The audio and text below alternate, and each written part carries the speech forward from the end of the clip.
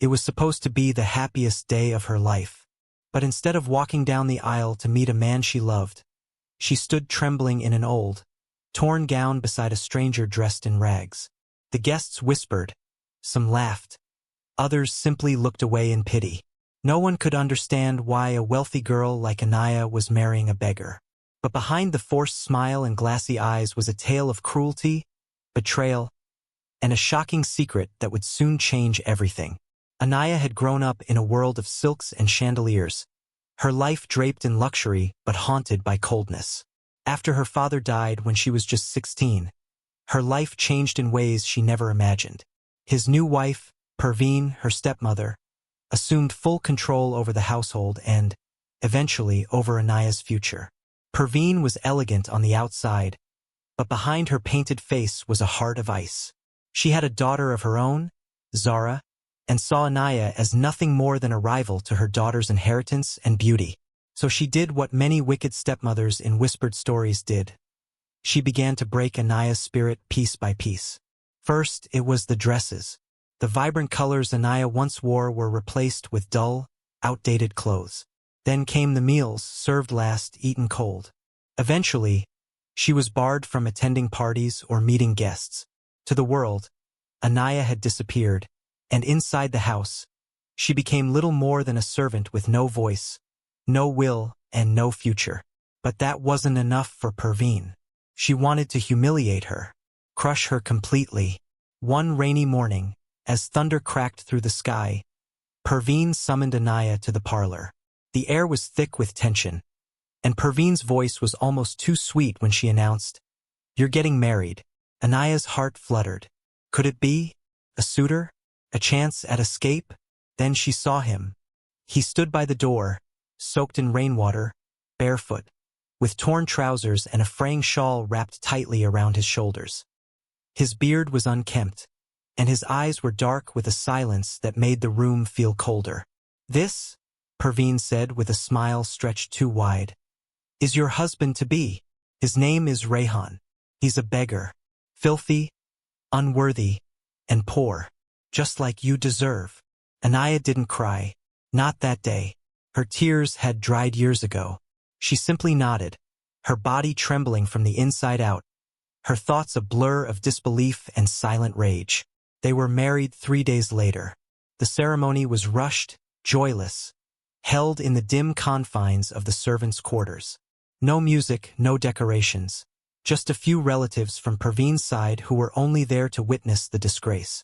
Rehan said nothing the entire time, not even when the priest asked him if he took Anaya to be his wife. He simply nodded once. And yet, as Anaya stood beside him, her hand barely brushing his calloused fingers, she felt a strange stillness. Not comfort, not safety, but an odd sense that something about him wasn't what it seemed.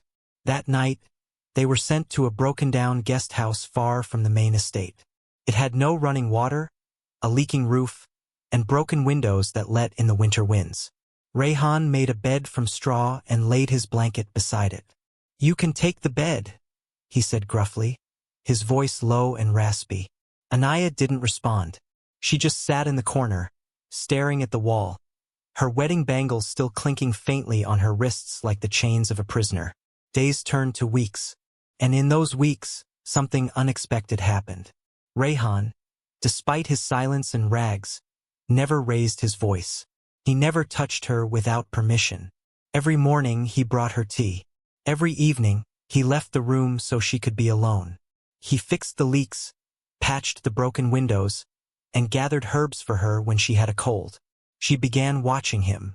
He spent hours in the woods behind the house, collecting firewood, sometimes carving small pieces of wood into strange shapes. He was good with his hands, too good for a beggar.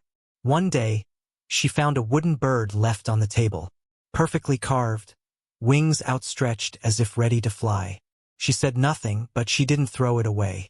She started speaking to him one word at a time. "Why do you never ask anything of me?" she asked one night, the candlelight flickering between them. He didn't look up from the fire. "Because I wasn't given you. I was forced on you." His words stunned her. There was no bitterness in them, only sadness. "But still," she asked, Why did you agree then? He looked up at her then. Really looked.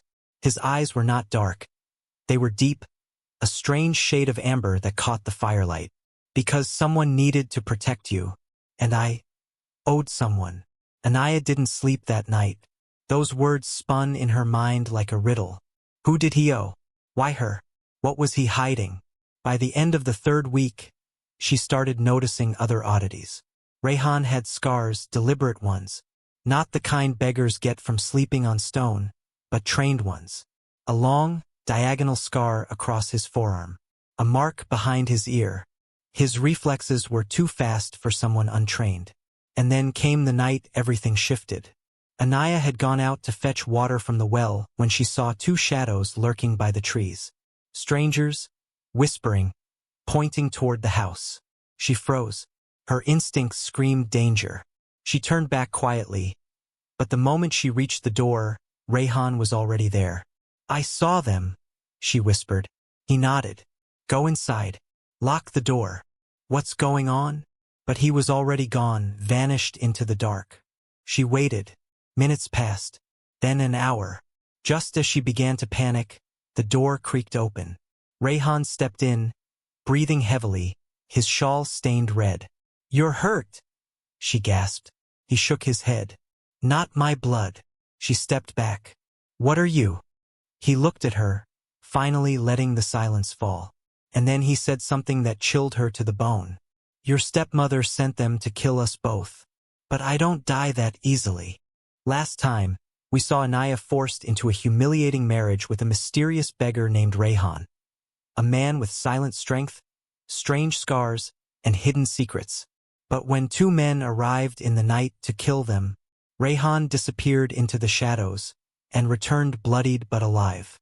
Now Anaya demands answers, and Rehan finally begins to reveal the truth. The silence that followed Rehan's words was heavier than stone. Your stepmother sent them, he repeated. 2 men. Hired. And not cheap either. Anaya's knees gave out. She sank into the nearest chair, her heart hammering. She wants me dead? Rehan nodded. She thought marrying you off to a beggar would disgrace you enough to make you disappear. But when she realized you were still alive, and might become sympathetic in the public eye, she decided to erase you completely. Anaya's voice trembled. But why would she go so far? He hesitated. Then he said, because you're not just a threat to her daughter. You're the legal heir to your father's company. And tomorrow morning, that inheritance becomes yours unless something unfortunate happens. Anaya blinked. How do you know that? Rehan didn't answer right away. Instead, he unwrapped the shawl around his shoulder, and underneath it, she saw a glint of silver, a badge. Her eyes widened. You're... Yes, he said quietly. Rehan Malik, former military intelligence. Now working under a private contract from someone who still believes in your father's legacy. Anaya felt like the world had just tilted beneath her. All of this, the marriage, it was a setup? Rehan shook his head. Not like you think. I never wanted to be part of this. I was hired to protect you after your father died. He left instructions, contingencies. He suspected Perveen was dangerous, but we didn't know how far she'd go. Anaya stared at him, her heart pounding. My father trusted you? He saved my life once. I owed him. This was the only way to get close without tipping her off. I had to appear harmless, disposable. The beggar groom was Perveen's idea, but I made sure it was me she picked. She stood up slowly, trying to take it all in. Everything made sense now. The scars, the silence, the strange patience. He hadn't pitied her. He'd been watching, guarding, and now he was bleeding because of her. But we have no power, she said. She has everything: money, lawyers, the board. What can we possibly do? Rehan gave a faint smile. That's where she made her mistake. She thinks she's erased you, humiliated you, but tomorrow, we show her exactly who you are. Anaya's eyes burned. Not from fear, but for the first time, from something else. Hope. That night, Rehan stayed awake, sharpening an old blade and fixing a transmitter hidden inside a lantern. Anaya stared at her reflection in the cracked mirror. No longer the scared girl in a stranger's home, but a woman about to fight for everything she had lost. Morning was coming, and with it a reckoning. Anaya just learned the truth.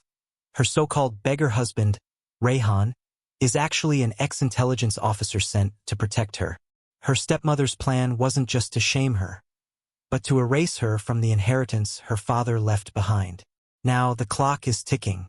With danger lurking and enemies watching, Anaya and Rehan must act fast. Because the next morning, the company board will transfer power, unless they stop it. Dawn broke over the village like a blade of gold cutting through dark clouds. Rehan had barely slept. He had set up a surveillance link through a concealed device tucked inside an oil lantern. Now he watched the main estate's gate from afar, eyes narrowed. "She's bringing in outsiders," he muttered. "Lawyers?" Anaya asked. "Worse, mercenaries, ex-bodyguards, private muscle dressed like staff." Anaya swallowed hard. She's preparing for a fight. She knows we're still alive, and she's ready to silence you if you show up. Anaya's voice was steady now. "Then we show up with something she can't silence." Rehan pulled out a worn leather envelope sealed with wax. "This," he said, handing it to her, "is what your father left behind." Anaya's hands trembled as she broke the seal. Inside was a handwritten letter and a document. Her father's true final will. Her breath caught. This makes me the majority shareholder. Not Zara. Not Perveen. Me." Rehan nodded. "Perveen forged the public version. But your father sent this to a trusted legal contact outside the city. I had it retrieved last week." "Then we take this to the board?" "No. We take it to the press." That afternoon, disguised under a scarf and oversized sunglasses, Anaya entered the city with Rehan. He walked slightly ahead, scanning every reflection, every passing car. At a modest office tucked behind a bookshop, they met Mr. Sinha, an independent journalist and longtime friend of her father's. He stared at the document in disbelief. "This changes everything," he whispered. "We need it published before tomorrow's board vote," Anaya said. "Before she buries it or us." Sinha nodded. "You'll have it by midnight. And not just the will. The whole story. The lies. The threats. The marriage. Everything." Rehan leaned in. "Leave my name out of it. Make her think Anaya did this all on her own." That night, the estate was unusually quiet.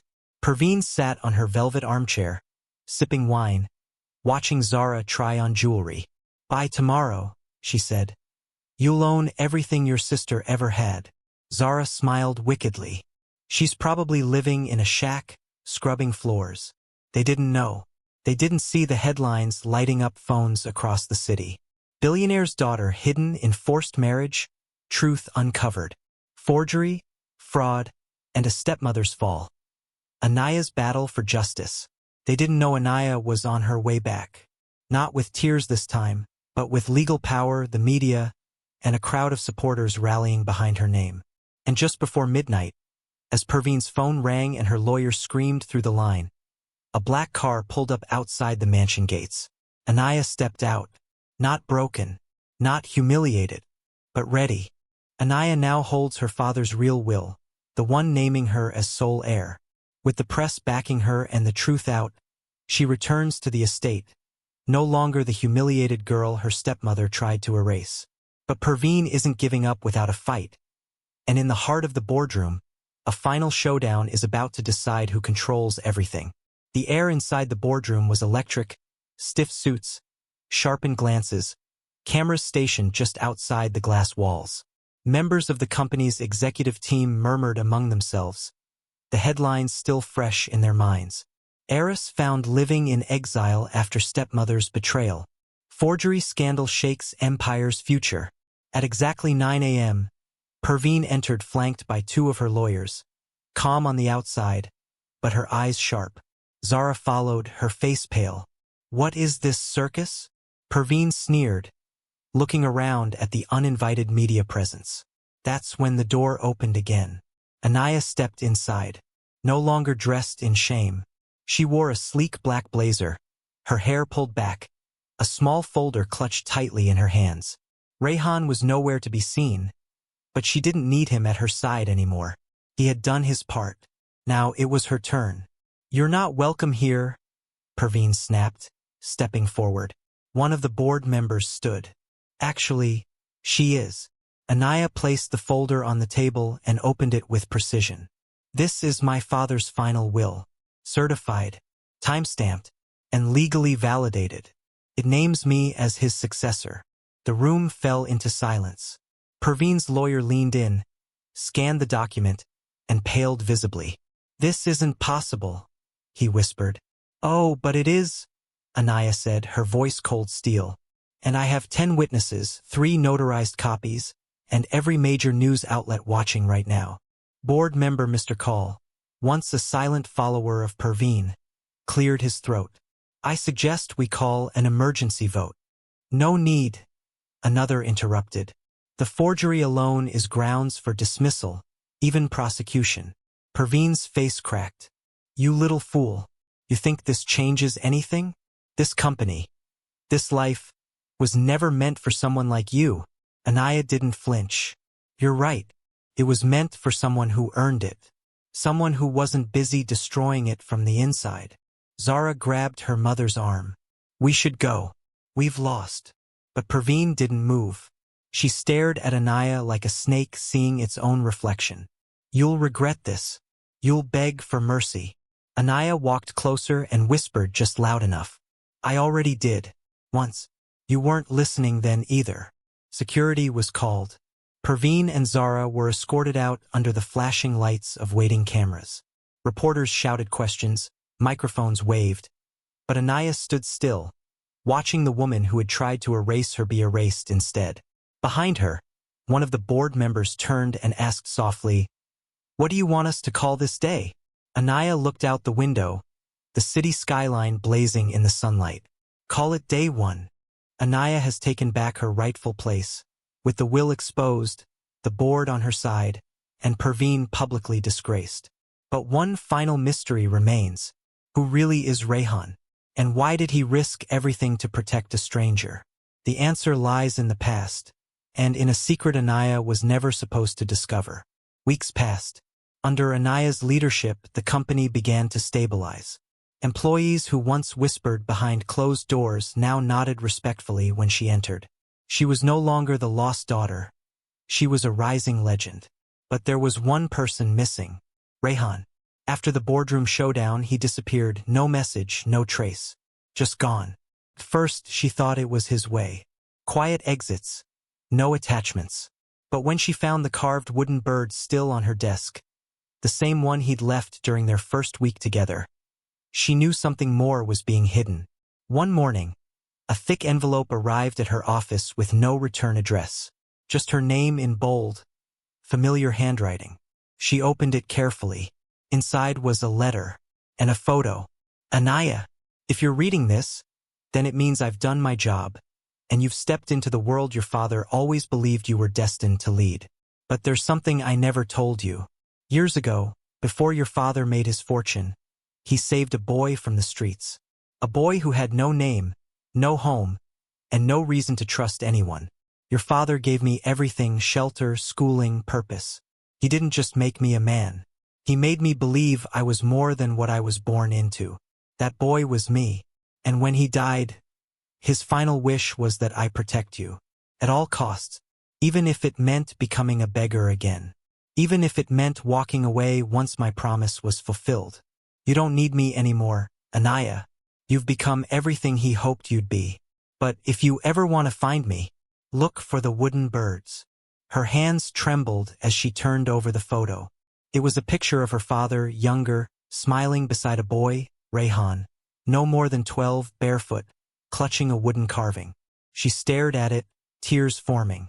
That evening, Anaya walked through the market near the old guest house. And there, tucked among the fruit stalls, was a tiny shop with hand-carved toys displayed on wooden shelves. Birds. All of them. She stepped inside, heart pounding. And there, carving quietly behind the counter, was the man who once protected her from a storm she hadn't even seen coming. He looked up. "I steady. No surprise. I was wondering when you'd come," he said softly. She smiled, tears slipping free. "I'm not here because I need protection anymore," she whispered. Rehan nodded. "I know." She reached for his hand. "I'm here because I want to start something real. Sometimes the people we think are beneath us are the ones sent to raise us higher than we ever imagined."